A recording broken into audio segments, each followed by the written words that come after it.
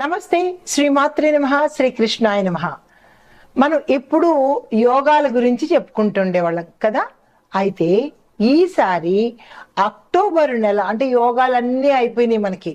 ఇంకా అక్టోబర్ నెలలో ఆ మాస ఫలితాలు అనగా మనకి అక్టోబర్ నెలలో మేషాది ద్వాదశ రాశుల వారికి ఎలా ఉండబోతోంది అనే అంశంలో ఈ యొక్క మాస ఫలితాలు, గ్రహ స్థితులు మేషాది ద్వాదశ రాశుల వారికి ఎలా ఉండబోతోంది అనే అంశంలో తదుపరి రాశి కుంభరాశి. ఈ రాశి వారికి అక్టోబర్ నెలలో 2025 ఎలా ఉండబోతోంది, గ్రహాల యొక్క పరిశీలన, గ్రహాల స్థితిగతులు ఎలా ఉన్నాయి, ఆ ప్రభావాలు ఏమిటనేది చూద్దాము.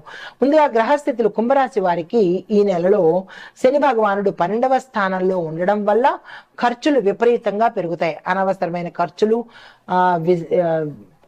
వేస్ట్ అయిన ఖర్చులు ఇలాంటివన్నీ చాలా ఎక్కువగా పెరిగే అవకాశం కనబడుతోంది.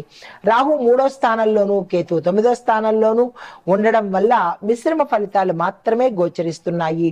గురువు 5లో ఉండడం వల్ల, అందులోను కర్కాటక రాశిలో ఉండడం వల్ల ప్రధానంగా విద్యా, సంతానము, మానసిక స్థిరత్వం మీద ఎక్కువగా మంచి జరిగే అవకాశం కనబడుతోంది.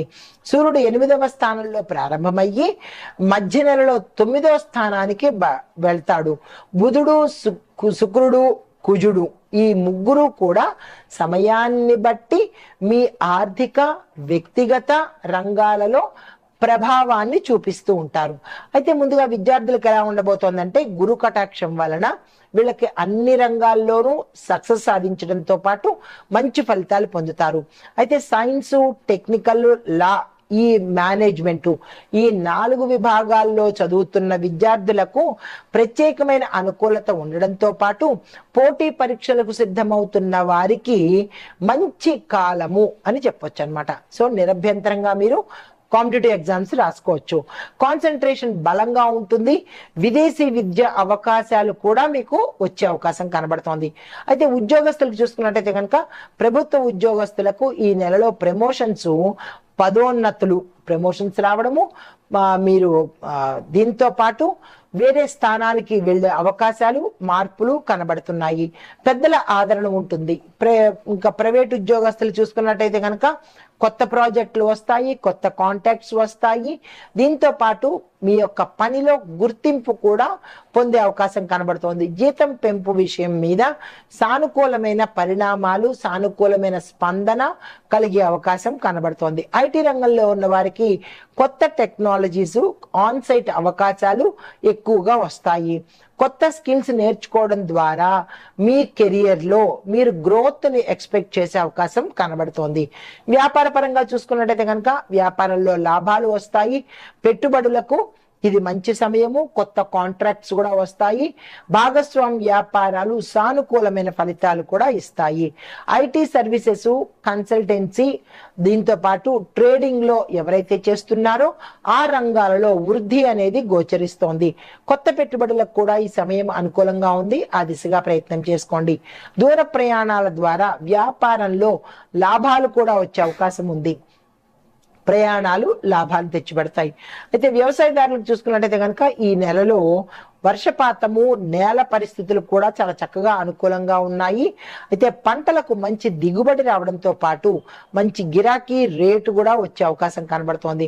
మరీ ముఖ్యంగా వరి, మిరప, పత్తి పంటలకు విశేషమైన లాభాలు వచ్చే అవకాశం రైతులకు కనబడుతోంది. కొత్త యంత్ర పరికరాలు కొనుగోలు చేసుకోవటానికి లేదా అమ్ముకోవడానికి ఇది అనుకూలమైన సమయము. ఆ దిశగా రైతులు, వ్యవసాయదారులు ప్రయత్నం చేసుకోవచ్చు. పశు పోషణలో విశేషమైన లాభాలు కనబడతాయి. ఆ దిశగా ప్రయత్నం చేయండి. అయితే రాజకీయ రంగంలో ఉన్న వారికి ఈ నెలలో నేమ్ అండ్ ఫేమ్ పెరుగుతుంది. ప్రజలలోనూ ఇటు అధిష్టానంలోనూ మీకంటూ ఒక గుర్తింపు, పేరు ప్రఖ్యాతలు పొందుతారు.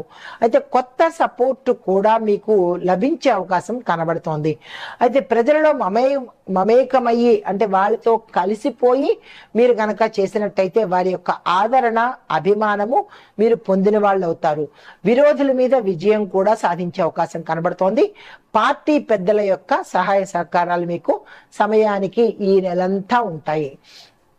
అయితే కుటుంబ పరంగా చూసుకున్నట్టయితే కనుక కుటుంబ జీవితంలో సంతోషకరంగా ఉండబోతోంది. పిల్లల యొక్క విద్యా ప్రగతి, మీద మీకు ఒక రకమైన మంచి సద్భావం కలిగే అవకాశం కనబడుతోంది. దాంపత్య జీవితము అన్యోన్యంగా సాగబోతోంది. ఆస్తి వాహన విషయాలు కొనుగోలులో కానీ అమ్మకాల్లో కానీ మంచి జరిగే అవకాశం కనబడుతోంది. సోదర సోదరీమణులతో సత్సంబంధాలు ఏర్పడతాయి.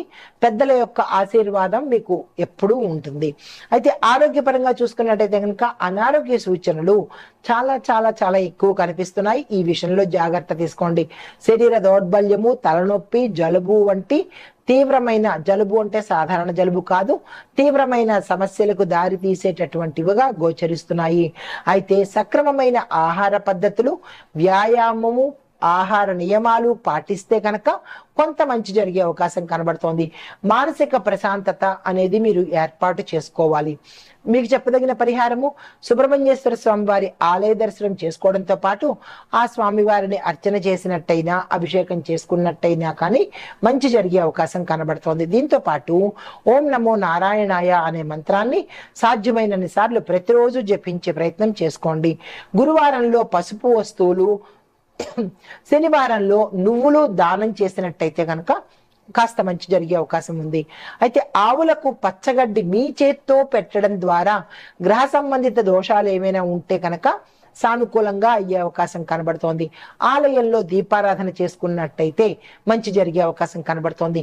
ఇన్ని పరిహారాలు ఎందుకు ఇస్తున్నాను అంటే కనుక వీటిలో కొన్నైనా మీరు చేసుకుంటారన్న ఉద్దేశంతో ఇన్ని పరిహారాలు, ఏది మీకు అనుకూలంగా ఉంటుంది అనేది తీసుకుని ఆ పరిహారాలు పాటించుకున్నట్టయితే కనుక గోచార రీత్యా ఏమైనా పొరపాట్లు కానీ లేదైనా ఇబ్బందులు కానీ గ్రహాల రీత్యా బాధలు కానీ ఉండి ఉంటే తొలగిపోయి సానుకూలమైన పరిష్కారము దొరికే అవకాశం కనబడుతుంది. నమస్తే.